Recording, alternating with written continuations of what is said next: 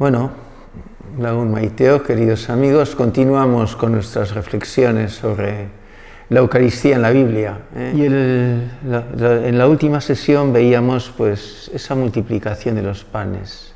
La pedagogía divina ahora va en la multiplicación de los panes, en el quitar el hambre a su pueblo, para hablarles de ya la entrada que vamos a repetir ahora, una vez pues reflexionado sobre la multiplicación de los panes. Cristo se apiada del hambre de su pueblo y Él manifiesta ese poder sobre las fuerzas de la naturaleza. El pueblo quiere hacerle rey. Él mandará a los 12 discípulos al otro lado del lago. Se desata la tempestad y mientras Cristo está rezando esa oración profunda que suele hacerla Jesús en los momentos culminantes de su historia. Podemos decir uno de ellos, por supuesto, en esa noche, diríamos, con la cual se da el nacimiento de Jesús.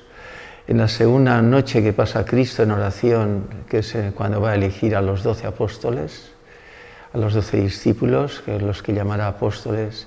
Esa tercera de la Eucaristía, que es el culmen, diríamos, de la fe que Cristo exige a su pueblo.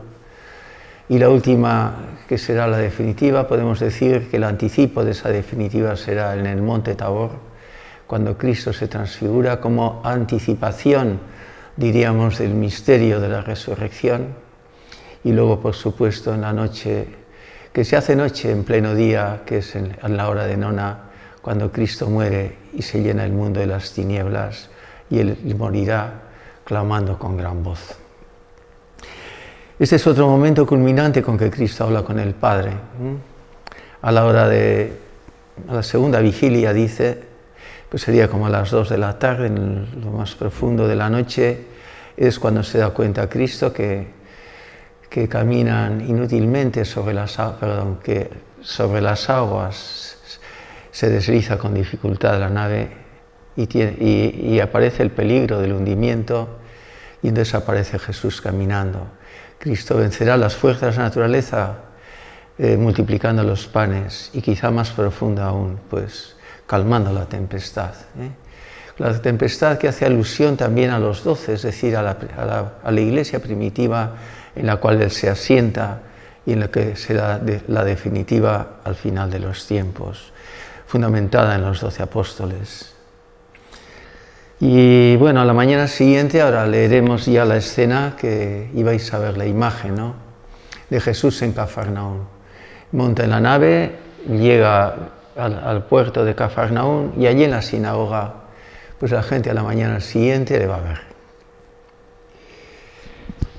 Sí, yo os la voy a leer. A la mañana siguiente la gente, al no ver a Jesús ni a sus discípulos, fueron en lanchas a Cafarnaún. Algunos quizá irían, aunque se hacía bastante lejos, porque había que cruzar la orilla en su parte norte para pasar al otro lado, pero la mayoría durmió allá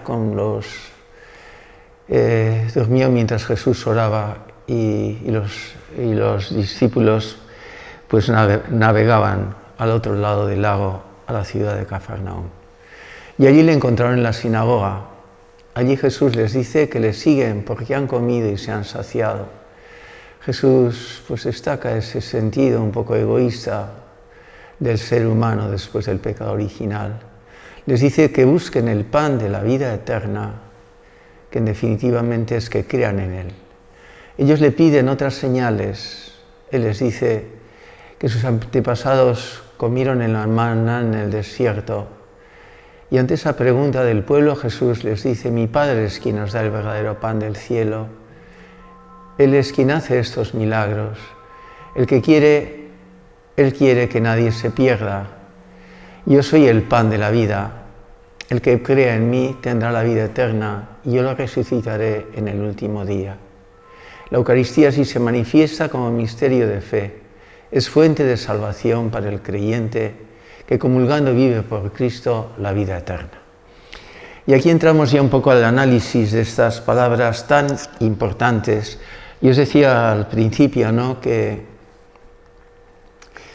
Os decía al principio que Jesús pues, les va a hablar, les va a dar ese sentido profundo de la Eucaristía. Jesús, en cierto modo, entrevé el fracaso que se ha dado ante la aclamación del pueblo de Dios y la oración que se aclara con el Padre.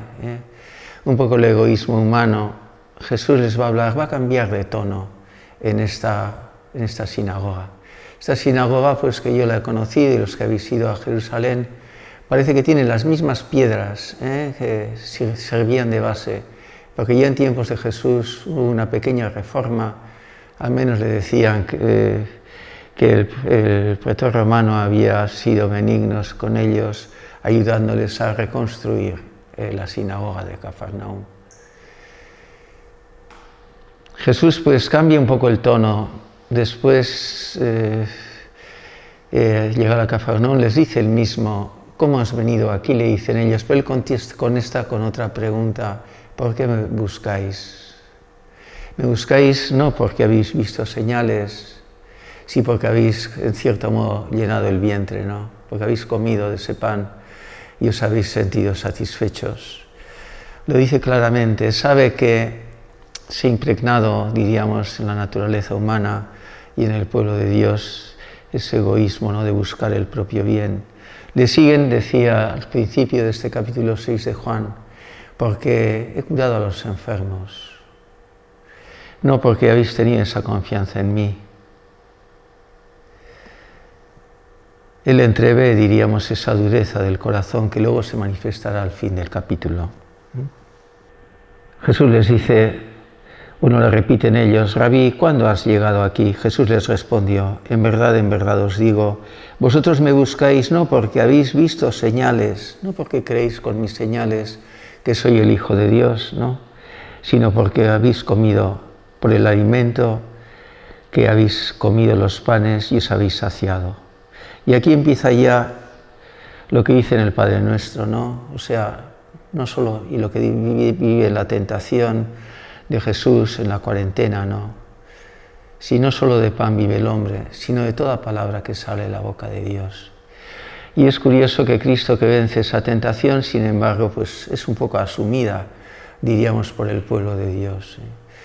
Jesús rechazará al diablo, en cierto modo, pues como con Adán y Eva. El pueblo de Dios también, ese incipiente pueblo de Dios, pues va a buscarle a Cristo porque ha curado a los enfermos y se han comido y se han saciado. Obrad no por el alimento perecedero, sino por el alimento que permanece hasta la vida eterna. No solo de pan vive el hombre, sino de toda palabra que sale de la boca de Dios. Es el que os da el Hijo del Hombre. Jesús, curiosamente, no usa el Hijo de Dios. No quiere que Él es el Hijo de Dios. En el momento culmen, Él morirá por eso. Casi al principio, recordad cuando la primera vez que aparece en otra sinagoga, en la de Nazaret, donde Él vivía, Él casi acaba siendo matado, cuando Él se hace el Hijo de Dios. Él dirá, como luego veremos, Él ratifica su naturaleza humana, pero quiere que la gente vea que es el Hijo de Dios. Satanás sabía que era el Hijo de Dios, ya que eres el Hijo de Dios, ellos no lo aceptan así. Porque ese es a quien el Padre Dios ha marcado con su sello.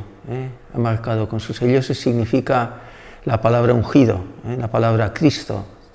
San Pedro dirá, tú eres el ungido, el Mesías. La traducción hebrea es Mesías, la traducción griega es el ungido, en castellano, que es el Cristo. Tú eres el Cristo, el Hijo de Dios vivo. Esa es la manifestación con la que Cristo, luego veremos, va a fundamentar su iglesia. Ellos le dijeron, ¿qué hemos de hacer para obrar las obras de Dios? ¿Qué es lo que tenemos que hacer para dejarle a nuestro Padre contento? Jesús les responde, la obra de Dios es que creáis en quien Él ha enviado. Ese es el Hijo a quien el Padre Dios le ha marcado con su sello. Jesús se identifica en este profundo diálogo que relata San Juan, que Él es pues, el que ha sido enviado por Dios y que ellos tienen que hacer es confiar en Él. El misterio de la Eucaristía queda firme en las bases de Pedro. Tú eres el Cristo, el Hijo de Dios vivo, el que tenía que venir al mundo. ¿Y qué obras haces tú? Nuestros padres comieron el maná en el desierto, según está escrito, les dio pan del cielo, y aparece así en la Biblia, que no fue Moisés, y Él es el que, en ese signo que veíamos del maná, Cristo se hace presente por la Eucaristía. Jesús les responde, en verdad os digo, Moisés no os da el verdadero pan del cielo, es mi Padre el que os da el verdadero pan del cielo. Aquello no es más que un signo de esta realidad.